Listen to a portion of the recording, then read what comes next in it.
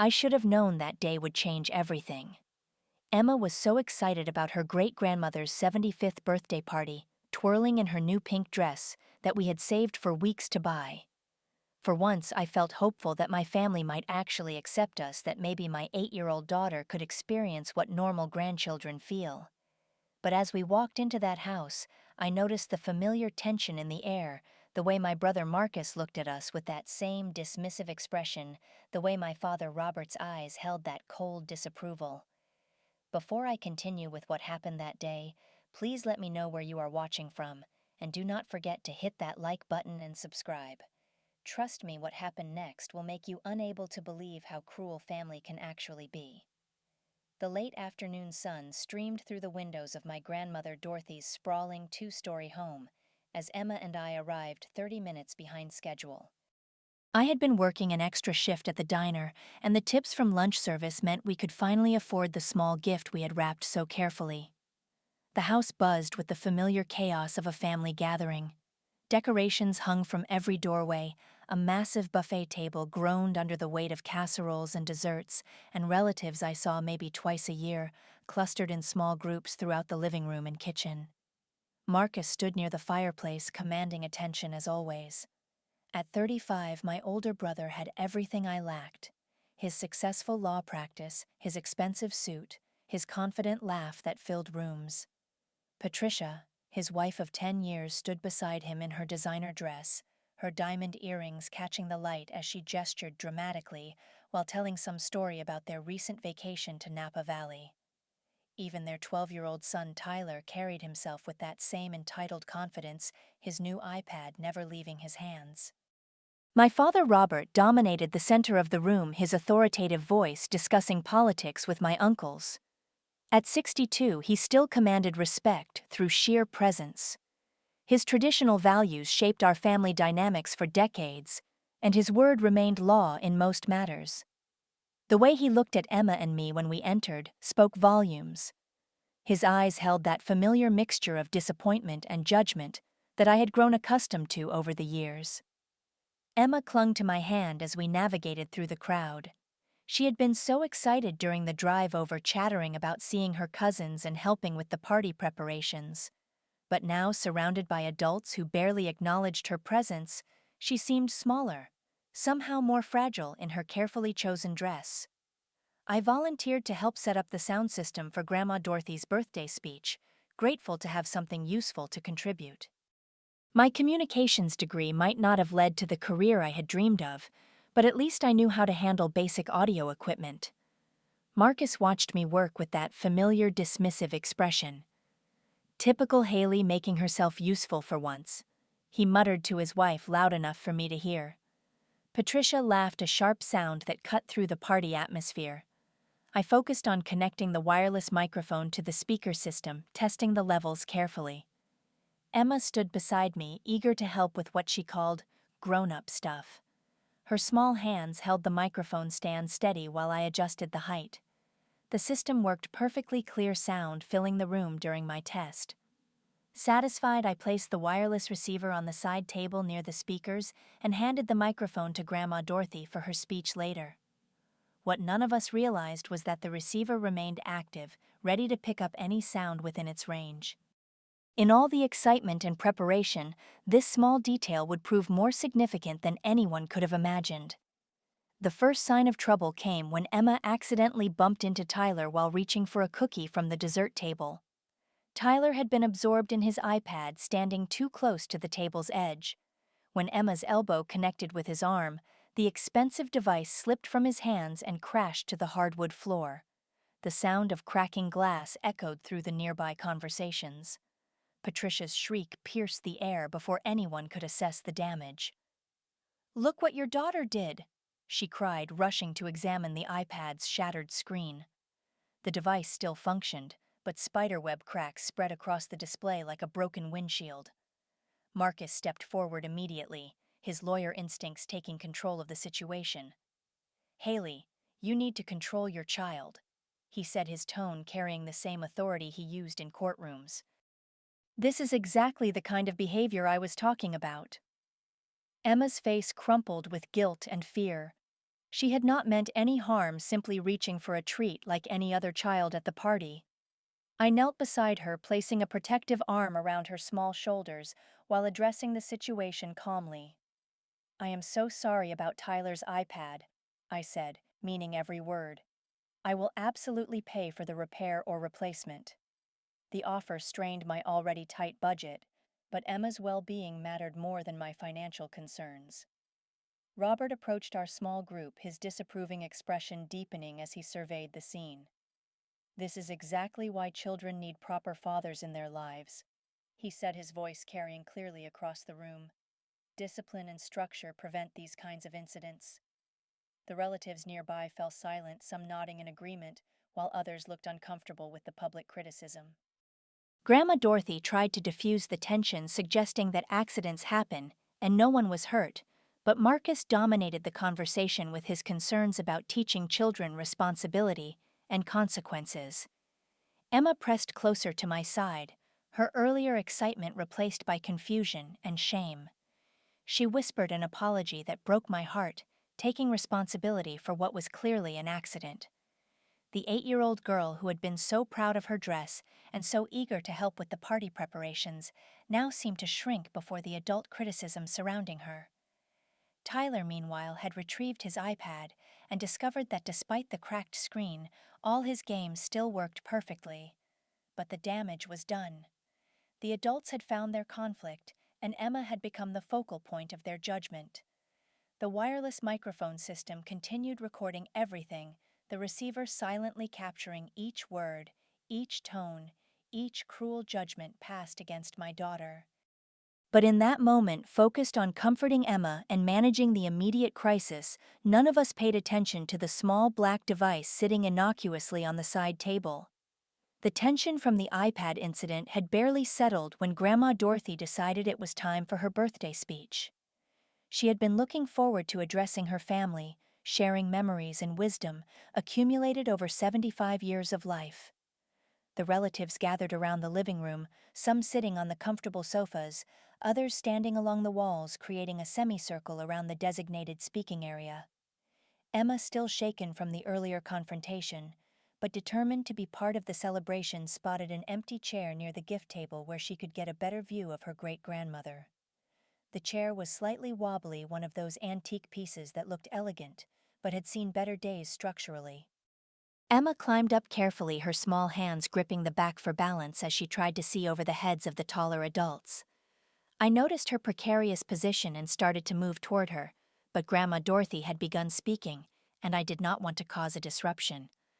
Emma seemed stable enough, and she was clearly enjoying the special moment of being included in such an important family gathering. Grandma Dorothy's voice filled the room as she shared stories about her childhood, her marriage to our grandfather, and the joy she found in watching her family grow through the generations. Her words painted pictures of simpler times, of values that had guided her through decades of change and challenge. Emma listened intently, her young face serious with concentration as she absorbed her great-grandmother's wisdom. Then the chair began to wobble more violently.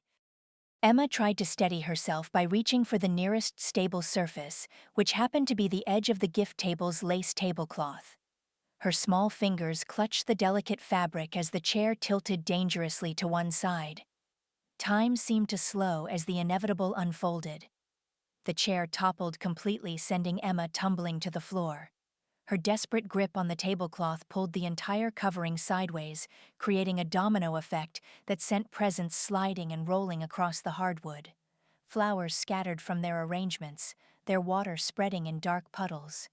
But the most devastating casualty was Grandma Dorothy's antique crystal vase, a family heirloom that had belonged to her own mother, which shattered into countless pieces as it hit the floor.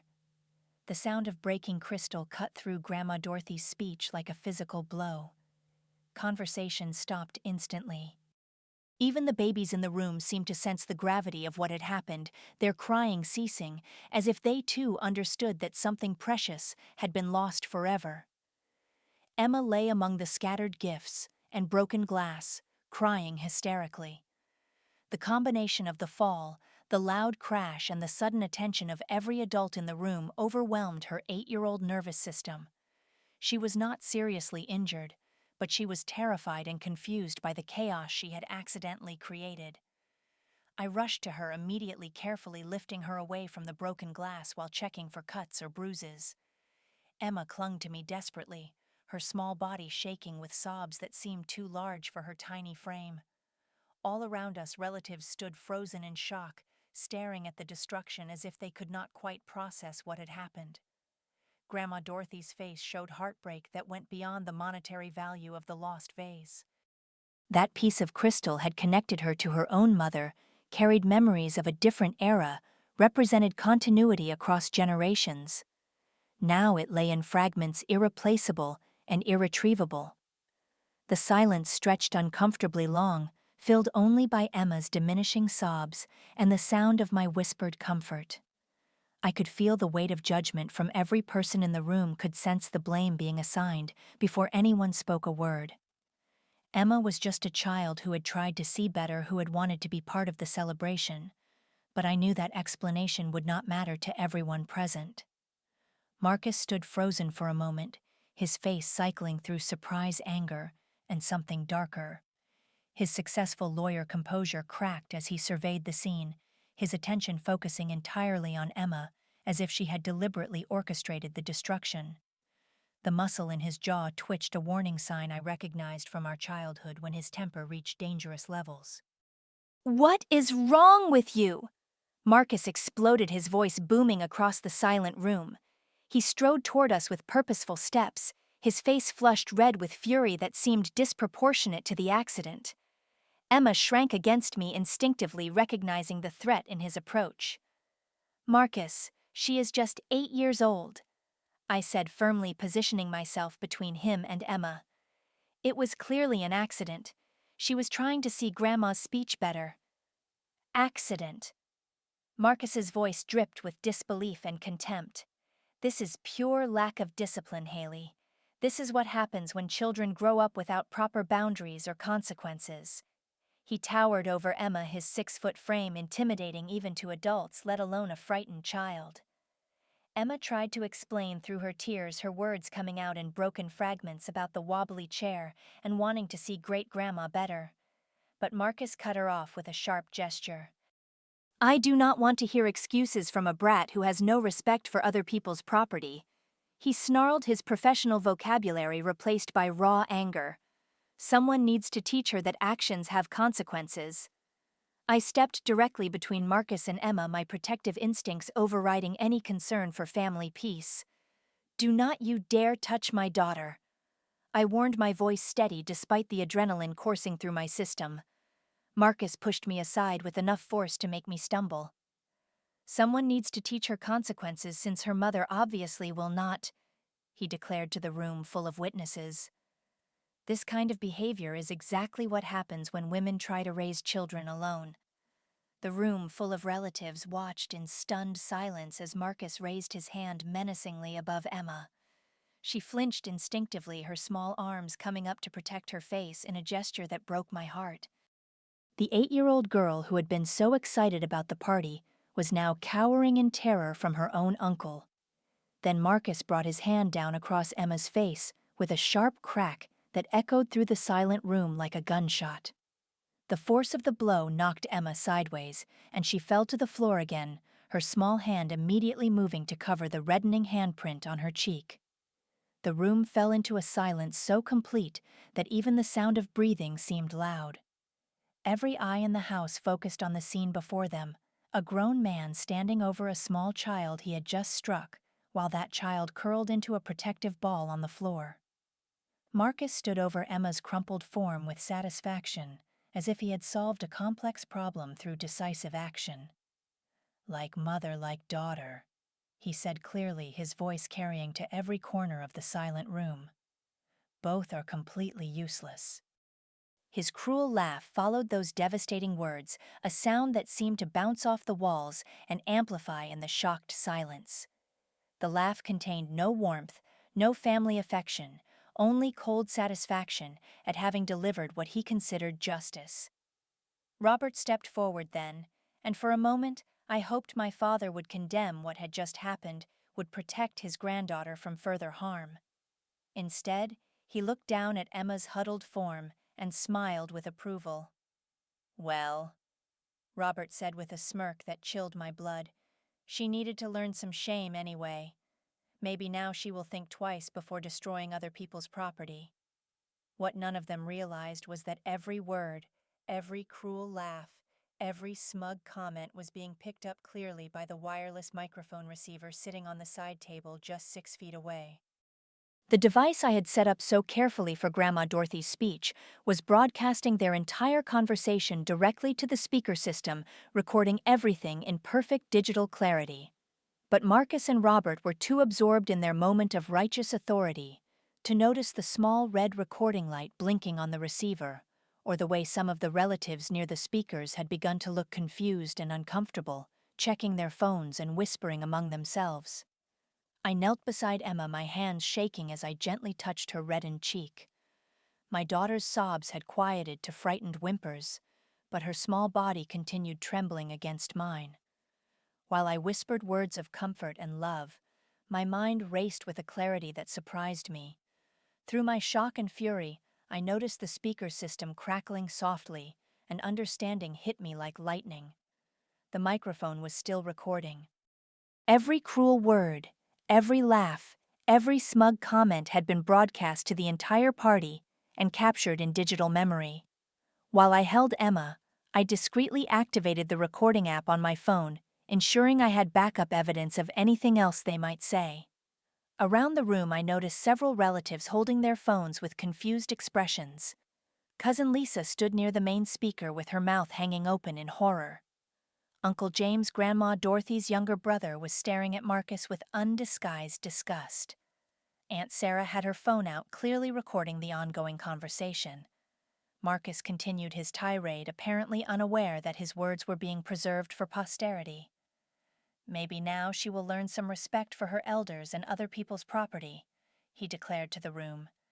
"This is exactly what happens when children grow up without proper male authority in their lives." Robert nodded approvingly, adding his own commentary. "Single mothers always coddle their children instead of teaching them discipline.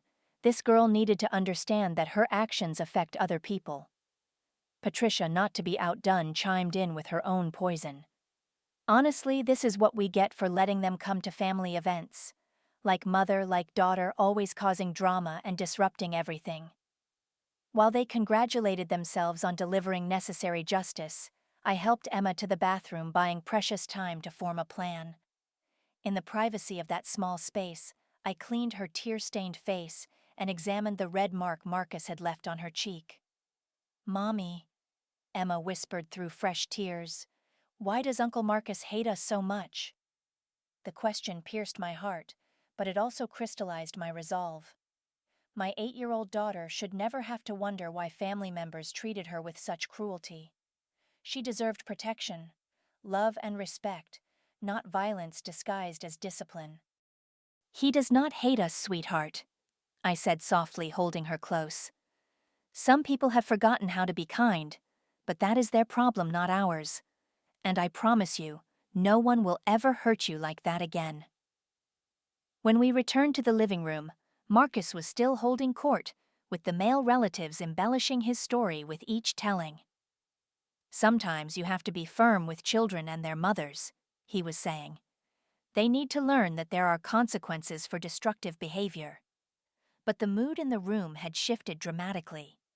I noticed immediately that the women had clustered together, their expressions ranging from horrified to furious. The men were split, with the younger generation looking uncomfortable while some of the older relatives nodded approval of Marcus's actions. I discreetly approached the supportive relatives, starting with Lisa, who grabbed my arm the moment I came near. "Haley, I recorded everything," she whispered urgently. "That was absolutely horrible. I cannot believe he hit Emma like that." Uncle James, despite being 70 years old, had clearly heard every word through the speaker system. "In my day, men protected children, especially little girls," he said firmly. "What Marcus did was cowardly and wrong." Aunt Sarah showed me her phone screen where she had captured several minutes of video. "I am sending this to my daughter right now to warn her about bringing her children around Marcus," she said. "And I think you should call the police." Even Grandma Dorothy, despite her heartbreak over the broken vase, approached me with tears in her eyes. "I am so sorry, dear," she said, pulling Emma into a gentle hug. "What happened to my vase was an accident, but what Marcus did was inexcusable." Emma found comfort in her great-grandmother's arms, the first adult validation she had received since the nightmare began. The sight of my daughter finally feeling safe gave me the courage to execute my plan. Marcus noticed the women clustering around us and strode over with defensive aggression. "I hope you are not filling their heads with nonsense, Haley," he warned. "What happened here was necessary discipline, nothing more." "Just discussing what we all witnessed." "Marcus," I replied calmly, my phone ready in my hand. "Just making sure everyone understands exactly what took place. Nothing took place except a spoiled child learning consequences for her actions," he responded dismissively. "Something she clearly has not learned at home." Robert joined us, still confident in his position as family patriarch. "Women these days make mountains out of molehills," he declared. "A little discipline never hurt anyone. It builds character." The moment had arrived. I looked Marcus directly in the eyes and spoke clearly enough for everyone to hear. "You mean when you slapped my 8-year-old daughter across the face and called her useless? A light tap to teach respect," Marcus corrected, his lawyer training showing in his careful word choice. "Something she obviously lacks considering her destructive behavior." More family members gathered around us now, the tension drawing everyone's attention. The room divided visibly along generational and philosophical lines, creating an atmosphere charged with conflict. Patricia stepped beside her husband, trying to control the narrative. Haley has always been dramatic, playing the victim whenever anyone tries to give her advice about raising Emma properly. Emma watched the entire confrontation from the safety of Grandma Dorothy's arms, her young mind trying to process why the adults in her family were fighting about her. The red mark on her cheek served as visible evidence of Marcus's light tap, contradicting his attempts to minimize what had happened. The tension reached a breaking point as modern values clashed with traditional authority, as protective instincts battled enablement of abuse, as truth prepared to confront deception. Then I pulled out my phone and played the recording with perfect clarity. Marcus's voice boomed through the small speaker. "Like mother, like daughter, both are completely useless." His cruel laugh followed exactly as it had happened, captured in undeniable digital proof. Robert's voice came next. "Well, she needed to learn some shame anyway." Their faces transformed from confident authority to shocked disbelief as they realized they had been recorded. The evidence was irrefutable, their own words condemning them more effectively than any accusation I could have made. Marcus recovered first, his legal training kicking in. "You cannot use that recording," he declared desperately. "It is illegal to record someone without their consent." Aunt Sarah smiled grimly as she stepped forward. "Actually, Marcus, this is a one-party consent state. Haley had every legal right to record what was said in her presence." Cousin Lisa held up her phone triumphantly. "And I am posting this to Facebook right now so all your law firm colleagues can see how you treat children." Uncle James added his phone to the display. "This is going to our entire family group chat. Everyone needs to know what kind of man you really are." Patricia began damage control immediately, but her efforts were futile. "Take those videos down right now," she demanded. "You are ruining his career over nothing." "Too late," I said calmly, showing them my cloud storage app. "Everything is already uploaded and backed up. The truth has a way of spreading when people try to hide it." Robert demanded that everyone delete their recordings, his patriarchal authority crumbling as family members openly defied him. But the digital age had made his commands powerless. Within minutes, multiple videos would be circulating online, shared by relatives who refused to stay silent about child abuse. The immediate consequence was swift and decisive. Grandma Dorothy, despite being the smallest person in the room, commanded attention when she spoke. "Marcus and Robert, I want you to leave my home immediately," she said with quiet dignity. "What you did to Emma was wrong, and you are not welcome here until you understand that and make amends." The transformation began immediately right there in Grandma Dorothy's living room.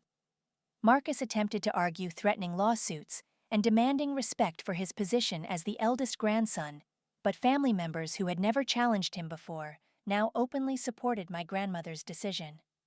Uncle James personally escorted them to the door, while Aunt Sarah continued uploading videos to social media platforms. Within 2 hours, the videos had been shared across Facebook, Instagram, and Twitter. Marcus's professional colleagues began seeing footage of him slapping a child and calling her useless. The comments section filled with outrage from strangers who recognized the clear abuse documented in perfect digital clarity. Local parenting groups shared the videos as examples of what never to tolerate, and several news stations reached out for interviews.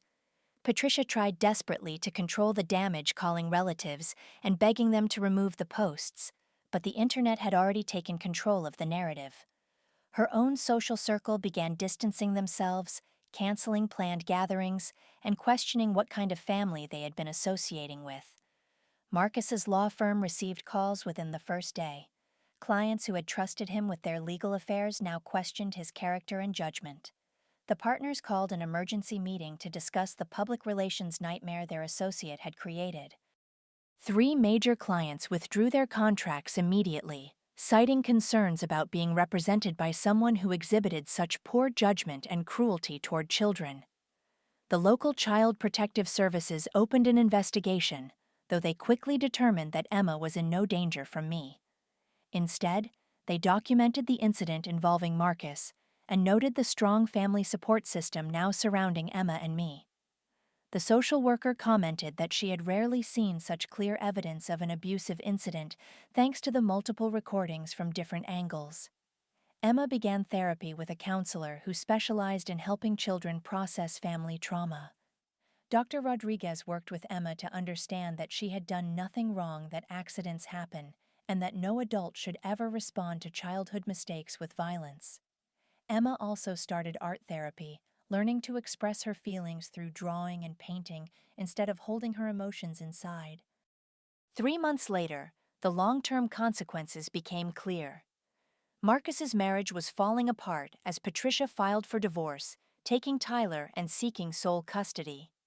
She claimed in her filing that she could not trust Marcus around their son after witnessing his treatment of Emma.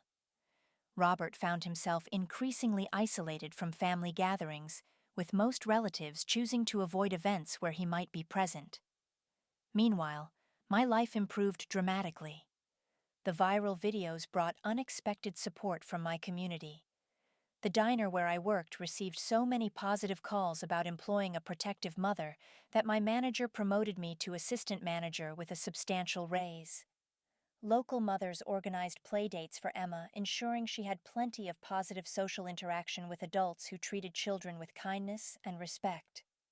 Grandma Dorothy made the most significant gesture of all.